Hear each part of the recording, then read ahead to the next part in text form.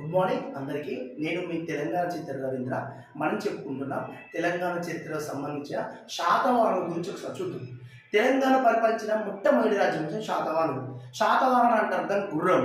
శాతవాహన రాజధాని కోటిలింగాల అని చెప్పింది రాజారెడ్డి. శాతవాహన రాజధాని విజయవాడ అని చెప్పింది రాయి చౌదరి. శాతవాహన రాజధాని పైఠాన్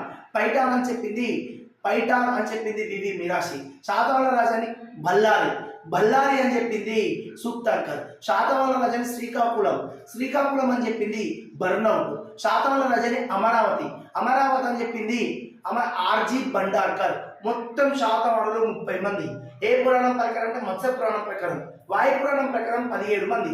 17 మంది 250 సంవత్సరాలు పరిపాలన అయితే 30 మంది 450 సంవత్సరాలు పరిపాలన చేశారు.